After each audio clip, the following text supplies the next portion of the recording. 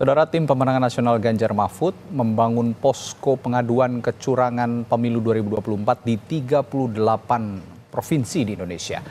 Pembangunan posko dianggap penting untuk mencegah kecurangan yang dinilai mulai terlihat. Nah, kita akan bahas soal pentingnya pendirian posko pengaduan dan bagaimana memastikan pemilu ini bisa berjalan jujur dan juga adil. Ada sejumlah narasumber yang sudah bergabung melalui sambungan Zoom. Ada anggota TPN Ganjar Mahfud, Ahmad Baidowi, lalu Wakil Ketua Komandan Hukum TKN Prabowo Gibran, Habibur Rahman, serta pengamat politik dari Universitas Paramadina Ahmad Hoirul Umam. Selamat pagi Bapak-Bapak. Selamat pagi. Oke, saya ke Mas Awi dulu. Mas Awi, jadi soal ini, soal pendirian posko ini pangkal masalahnya masih dari putusan MK atau bagaimana? Saya kira putusan MK itu kan pemicu awal. Pemicu awal, baik. Ketika kemudian ada putusan MK membuat kewaspadaan kami meningkat. Tapi kemudian di sisi lain status hukum dari pasangan calon itu tetap jalan.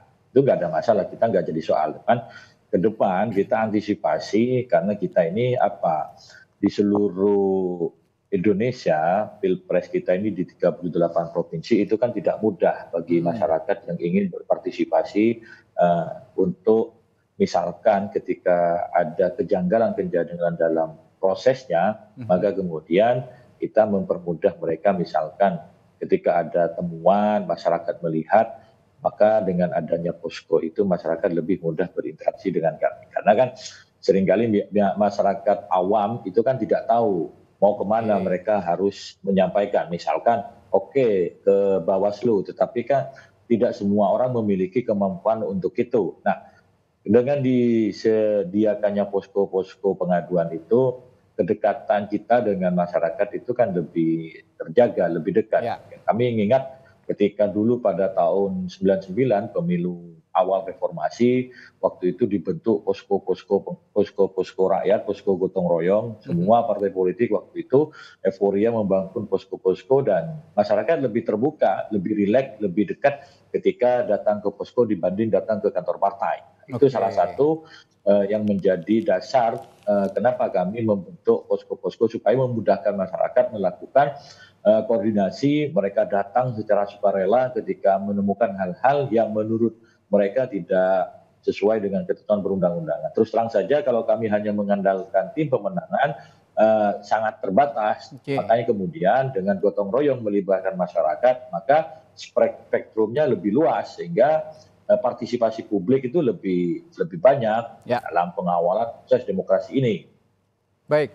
Ini berarti salah satu alasan kenapa tim ses Ganjar Mahfud memilih posko sebagai cara pencegahan untuk kecurangan pemilu supaya publik lebih nyaman begitu ya melaporkan jika memang ada kecurangan-kecurangan yang terdeteksi oleh masyarakat langsung.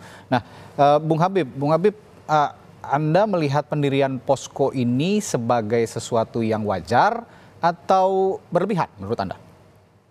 Menurut saya wajar ya, dan pasti di semua paslon membentuk yang namanya fungsi advokasi, Direktorat Advokasi ya. Jadi kalau berangkat dari putusan MK ya, sekarang kan publik sudah bisa membaca putusan MK. Jadi sangat tidak tepat jika putusan MK dijadikan alasan ya, dijadikan dalih untuk mengantisipasi terjadinya kecurangan. Karena yang bermasalah setelah masyarakat membaca, para profesor membaca, justru putusan MK. Bagaimana mungkin MK memutus ya seorang Anwar Usman melakukan kesalahan berat, tetapi tidak ada secuil pun bukti terjadinya intervensi kekuasaan. Jadi sudah gugur. Kalau soal sikap berhukum yang disebut dengan jurisprudensi ya, mengimplementasikan dan menjalankan jurisprudensi pengesampingan azas benturan kepentingan itu kan sudah terjadi sejak zaman orang yang menjatuhkan sanksi sendiri yaitu Pak Jimli Asidiki. Jadi yang ada masalah moral justru putusan MK kalau menurut saya. Tapi terlepas itu kalau soal potensi kecurangan ya, kita melihat kekuasaan sekarang tersebar ya, terbukti kemarin beredar yang namanya fakta integritas. Saya nggak tahu nih Kompas kenapa nggak angkat ya soal fakta integritas yang di Sorong ya. Iya, yang disorong. Ya, bagaimana mungkin seorang pejabat bupati ya diduga diminta memenangkan salah satu pasangan calon. Ya, itu kan bukti yang sampai saat ini belum secara substantif dibantah bahkan oleh Pak Menko Polhukam yang notabene juga cawapresnya Pak Ganjar. Lalu terbukti kemarin, Mas, di Majalengka ada seorang ketua DPC PDI Perjuangan yang saat itu juga adalah bupati melanggar ya yang diputus Bawaslu kemarin, melakukan pelanggaran, sudah ada putusannya. Jadi memang ini potensi pelanggaran ya bisa terjadi di mana-mana dan kita tentu mengantisipasi. Kalau soal pencopotan baliho ya, kalau semua orang yang ikut dalam berproses kepemiluan pasti paham sekali. Banyak sekali variabel penyebab dicopotnya baliho. Seperti di Jakarta Timur ya. Semua baliho, banyak sekali ya, belasan bahkan puluhan balihonya Pak Prabowo ya dengan saya dicopot. Walaupun sudah dipasang di samping baliho capres lain. Jadi yang punya kami dicopot, yang punya capres lain tidak dicopot. Itu ada ajakan atau tidak? Ada ajakan untuk memilih atau tidak, Bung Habib? Iya semua, macam-macam isinya. Enggak, kalau saya malah ini pemilu damai kan, tulisannya ya, pemilu damai. Tidak ada gitu loh. Ajakan untuk mewujudkan pemilu damai. Kalau Anda cek baliho di Jakarta Timur kan begitu. Tapi yang dicopot itu yang justru nggak ada ajakan pemilih. Yang ada ajakan memilih dari koalisi lain, capres lain, tidak dicopot, meneng-meneng baik istilahnya. Ini ya. Nah kita lebih memilih daripada kita melakukan tuduhan yang belum tentu terbukti, kami menempuh proses hukum. Misalnya begini, dicopot infonya Satpol PP, ya kami laporkan ya ke atasannya. Ini gimana? Menurut kami kan ini bukan kampanye, tidak berisi ajakan, cuma seruan untuk pemilu damai. Tapi kenapa yang kami dicopot dan yang jelas-jelas ajakan untuk mencoblos tidak dicopot? Nah itu dia. Tapi kan pasti variabelnya macam-macam. Misalnya ketidakpahaman Satpol PP, ya kan? Mungkin aja pihak-pihak lain yang mencopot. Nah itu yang ingin kami kedepankan. Kita disediakan fasilitas oleh negara untuk menyelesaikan persoalan seperti ini. Ada Bawaslu, ada KPU. KPU diawasi oleh Bawaslu. KPU Bawaslu diawasi oleh DKPP, ya kan. Kemudian juga ada sentra Gakumdu, penegakan hukum terpadu, ya. Banyak sekali perangkat untuk penyelesaian masalah-masalah dugaan pelanggaran ini. Baik, begini, saya akan tanya ke Mas Umam. Ini sepertinya ada dua saluran yang berbeda begitu, dua saluran atau dua perspektif yang berbeda. Ada pelanggaran, ada kecurangan. Nah, saya minta pendapat dari Mas Umam. Ini apakah memang berbeda konteksnya pelanggaran dan kecurangan? Kalau pelanggaran kan yang merugikan, dianggap merugikan, tadi ada yang kampanye belum waktunya. Nah, bagaimana Anda melihat ini? Ya, kalau misal terkait dengan konteks pelanggaran, saya pikir di Undang-Undang Pemilu sudah cukup clear ya. Undang-Undang Nomor 7 tahun 2017. Ada cukup banyak beberapa jenis pidana, kalau misal dikategorikan pidana dalam konteks kepemiluan, mulai dari keterangan palsu dalam konteks kepesertaan pemilu, kemudian terkait dengan mengacau atau menghalangi atau mengganggu kampanye, kemudian kampanye di luar jadwal, kemudian larangan kampanye yang juga cukup banyak terkait dengan hasutan, kemudian mempersoalkan dasar negara dan lain sebagainya. Nah, di dalam konteks itu saya pikir sudah cukup clear dan masing-masing bisa bermain dan menjadi watchdog bagi satu sama yang lain. Tetapi kalau misal bicara terkait dengan konteks kecurangan, kecurangan itu adalah sebuah praktik yang dilakukan secara tidak vulgar, tetapi kemudian dilakukan dengan cara-cara yang barangkali terstruktur, sistematis, tetapi tidak ditunjukkan di hadapan publik. Nah, terkait dengan hal itu, memang kecurangan ini yang kemudian berpotensi memunculkan dispute, memunculkan perselisihan yang justru bukan hanya pada level elit, tetapi pada level di akar rumput yang seringkali memicu konflik dan juga benturan antara kekuatan. Kecurangan-kecurangan itu yang tampaknya kemudian perlu diantisipasi, mulai dari tadi terkait dengan start kampanye, kemudian yang lebih sensitif itu terkait dengan konteks mobilisasi kekuatan yang kemudian seringkali menggunakan instrumen kekuatan negara di level akar rumput, di level daerah. Nah, itu yang kemudian seringkali memunculkan jealousy, memunculkan kecemburuan antara satu kontestan dengan kontestan yang lain. Nah, oleh karena itu, apa yang menjadi kekhawatiran dari teman-teman di PDIP, termasuk teman-teman dari P3, Mas Awi wa alihi washabihi ajmain, dan teman-temannya, itu menjadi cukup relevan. Karena bagaimanapun juga kalau misal kemudian apa yang terjadi di Gianyar kemarin ya, di Bali, kemudian apa yang terjadi di Sumatera Utara, kalau misal kemudian itu terjadi secara masif, tentu akan berimbas cukup signifikan terhadap misalnya kredibilitas, bahkan juga pada level elektabilitas Pak Ganjar Pranowo dan juga Pak Mahfud MD. Tetapi di saat yang sama, tentu ini bukan kemudian tudingan yang dialamatkan pada satu pihak.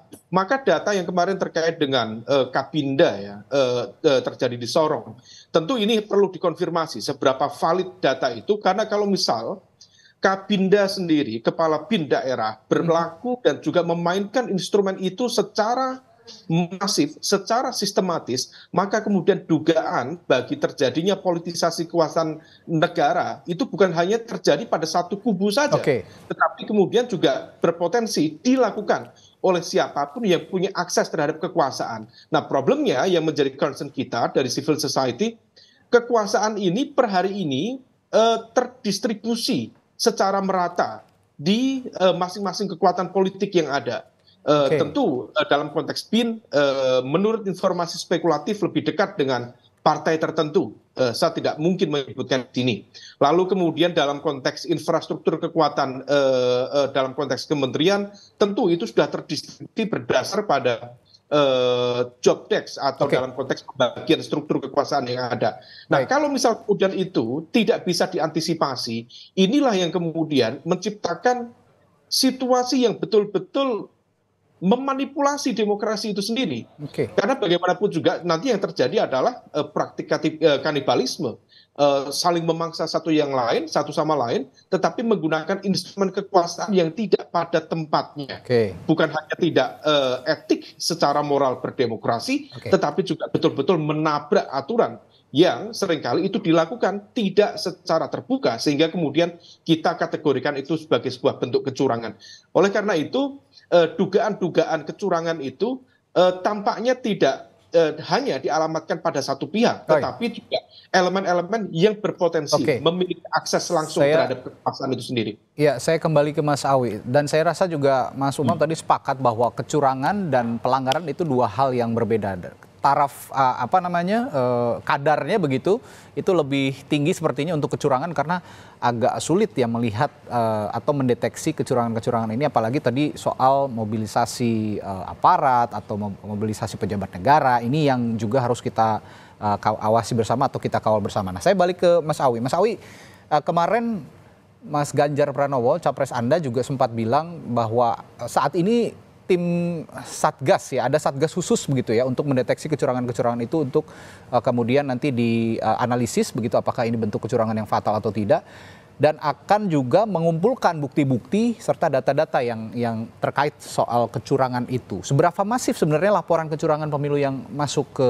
tim Anda, dan apa kanalnya, di mana untuk menyalurkan laporan ini? Apakah ke Bawaslu atau apa langsung saja diumumkan kepada publik atau seperti apa? Ya, banyak laporan-laporan yang masuk ke TPN, maka kemudian mereka kan banyak yang tidak punya akses secara langsung. Maka kemudian kita menginisiasi untuk membentuk posko-posko pengaduan di provinsi dan kabupaten kota. Tentu segala sesuatu terkait dengan kecurangan pemilu, dugaan pelanggaran pemilu, ya kita sampaikan ke pihak yang berwenang, yakni ada Badan Pengawas Pemilu. Kalau kemudian ada unsur, kemudian itu biasanya ditindaklanjuti dengan unsur ada tidaknya dugaan tindak pidana pemilu yang akan ditindaklanjuti dengan penegakan sentra hukum pemilu atau Gakumdu.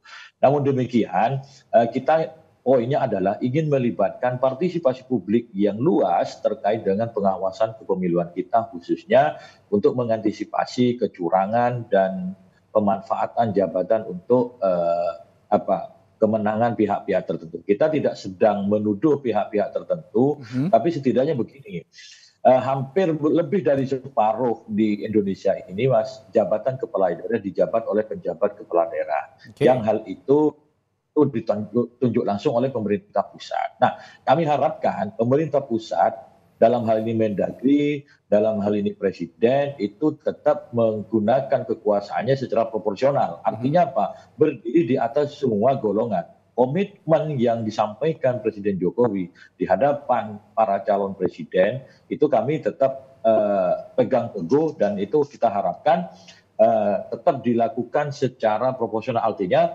berdiri di atas semua kepentingan bangsa. Nah, ini yang harus dijawab. Misalkan tadi Mas Umam menyitir terkait dengan bagaimana perusakan penurunan alat peraga Ganjar Mahfud di Gianyar ternyata diperintahkan oleh seorang pejabat kepala daerah. Ketika misalkan Pak Jokowi mau hadir ke sana. Pada sisi yang lain, ketika Presiden Jokowi hadir ke Mentawai, Sumatera Barat, di situ alat peraga pasangan yang lain dengan salah satu anggota DPR dibiarkan begitu saja. Nah, ini kan dari situ udah kelihatan publik akan menilai. Nah, jangan sampai hal terjadi seperti itu. Kalaupun kemudian ada dugaan-dugaan yang misalkan mengarah ada fakta integritas, ya silakan aja diusut. Kita yang belum tentu validitas datanya seperti apa. Termasuk ketika misalkan kemarin ada oknum Satpol PP yang menurunkan APS alat peraga sosialisasi dari Ganjar Mahfud di Pematang Siantar menjelang kedatangan Pak Ganjar, itu jelas pakai atributnya, kepala daerahnya siapa.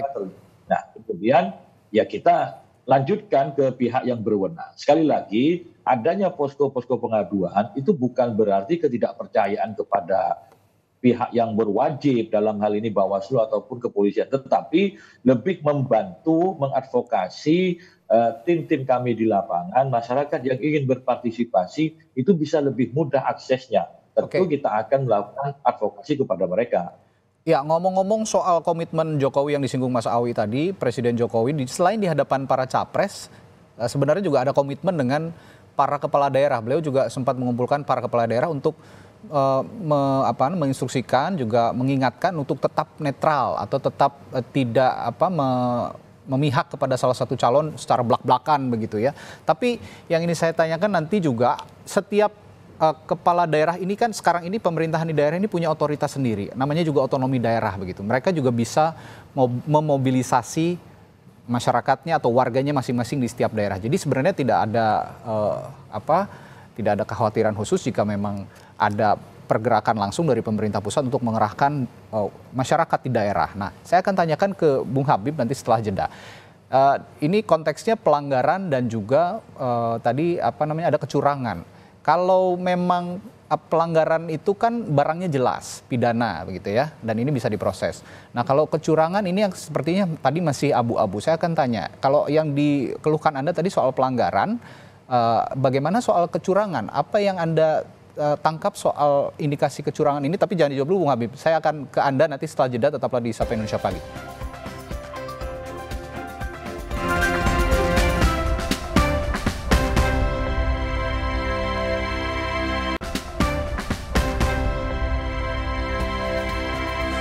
Langsung kita ke tim kampanye nasionalnya Prabowo Gibran, Bung Habib. Tadi saya sebelum jeda tanya ada konteks pelanggaran, ada konteks kecurangan. Nah, kalau pelanggaran barangnya jelas, pidana begitu ya. Nah, kecurangan ini masih abu-abu. Nah, sedangkan yang Anda keluhkan tadi itu konteksnya konteks pelanggaran. Nah, kalau kecurangan, Anda melihatnya jadi gini. Saya akan jawab ya. Silakan. Jadi pembedaan pelanggaran dan kecurangan itu kan de facto saja yang kita lihat, bukan cara nomenklatur per definisi yang diatur di Undang-Undang 7 tahun 2017. Semuanya pelanggaran, ya, semuanya pelanggaran. Tapi kita mendefinisikannya kecurangan kalau pelanggaran itu terjadi secara masif, ya kan ditujukan untuk pemenangan calon tertentu. Nah, ini kan persoalan nanti kan persoalan prasangka gitu loh. Nah, kalau kacamata penegakan hukum ya semuanya pelanggaran, dan semua pelanggaran harus ditindaklanjuti, harus diusut tuntas dan dimintai pertanggungjawaban siapa yang melanggar. Ada pelanggaran yang sifatnya masih administrasi, ada yang merupakan tindak pidana pemilu.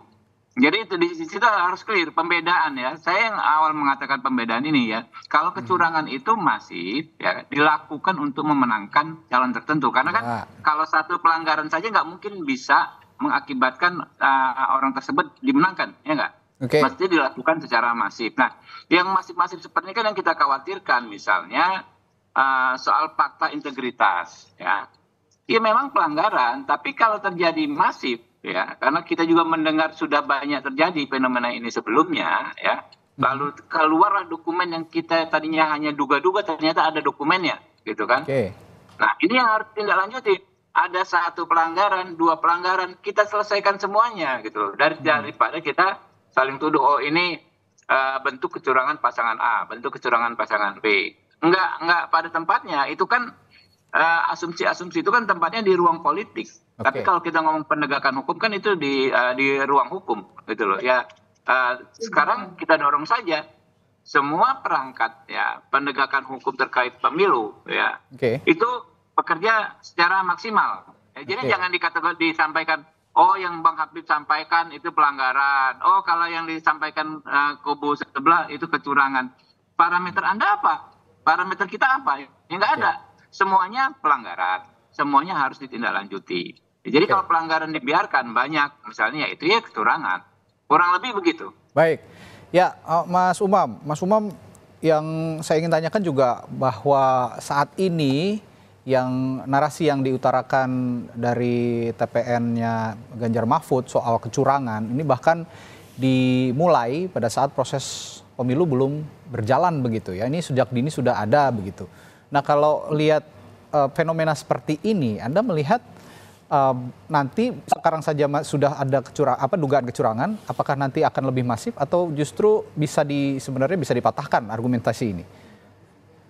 Ya, memang argumen itu sebenarnya kan berawal dari statement Bu Mega ya, dan Bu Mega tentu ada cukup banyak predikat yang masuk dalam konteks melekat dalam diri beliau. Apakah beliau sebagai negarawan, sebagai presiden RI kelima, atau sebagai ketua umum partai. Nah di dalam konteks itu memang ada pesan yang cukup kuat di mana kemudian beliau menyatakan ada potensi kecurangan yang saat ini sudah mulai terjadi.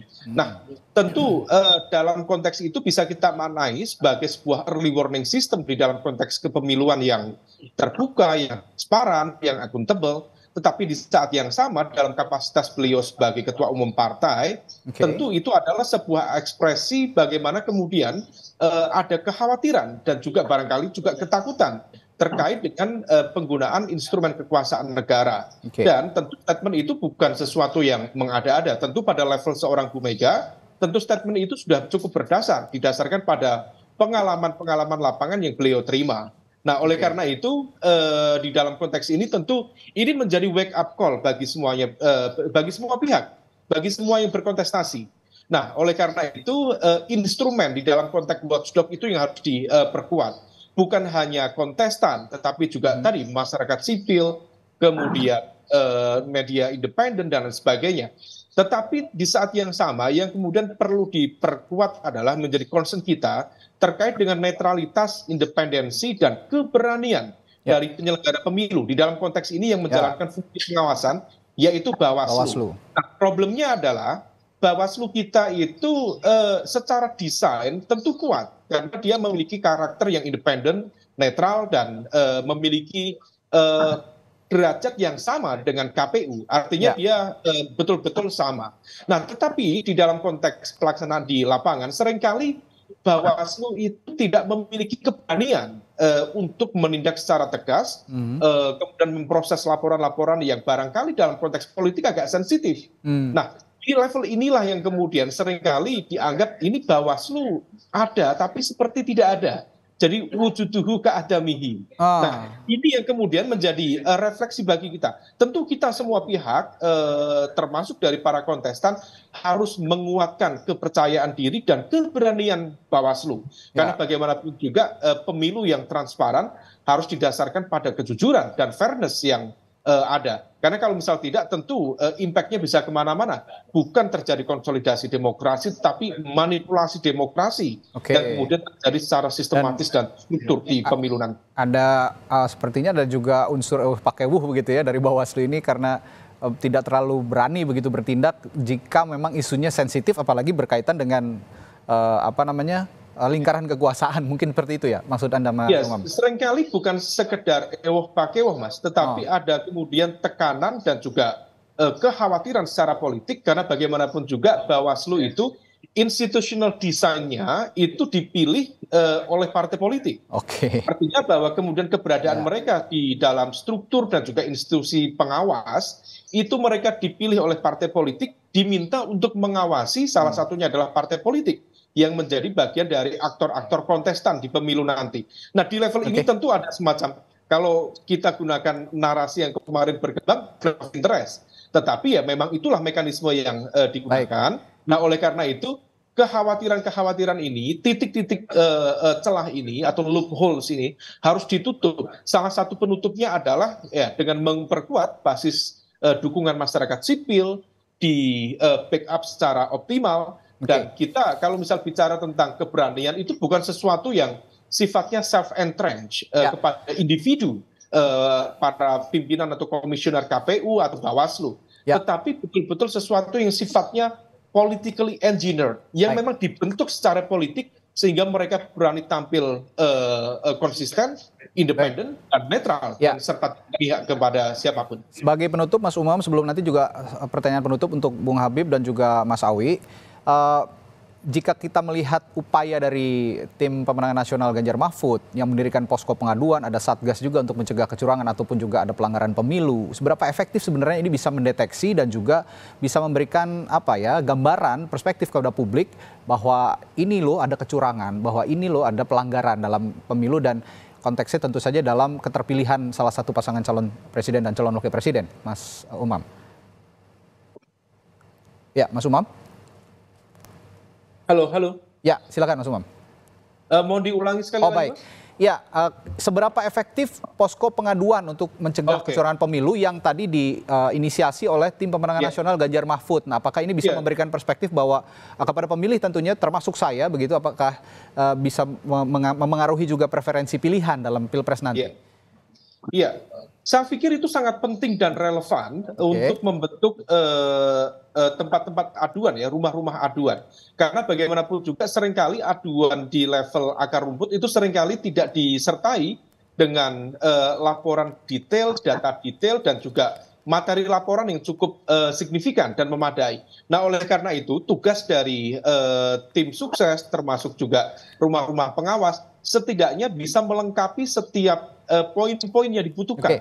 Data dan juga keterangan informasi dibutuhkan untuk melengkapi materi aduan. Nah, kalau misal kemudian itu sudah bisa di cover dengan baik, maka kemudian yang diajukan ke Bawaslu itu bukan sesuatu yang sifatnya scattered, tetapi betul-betul kemudian sudah matang dan kemudian didasarkan pada setidaknya misal alat bukti yang kuat dan juga saksi yang kuat juga. Nah, disinilah yang kemudian menjadi penting dan relevan bagaimana rumah aduan itu dibentuk, dan itu adalah bagian dari bentuk partisipasi publik dalam konteks mengawasi, melakukan pengawasan dan juga membantu kerja-kerja Bawaslu. Karena kalau misal kemudian materi laporan itu tidak disistematisir, tidak dibentuk dengan baik, itu nanti Bawaslu bisa overload.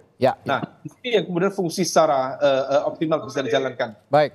Terakhir singkat Bung Habib, saya akan mengutip dulu pertanyaan ini, pernyataan ini dan mengajukan pertanyaan Anda untuk direspon. Saya akan mengutip pidatonya Pak Prabowo bahwa kejujuran itu harus utuh, seutuh-utuhnya. Nah, kalau melaksanakan pemilu yang curang ini berarti mengkhianati bangsa dan rakyat Indonesia.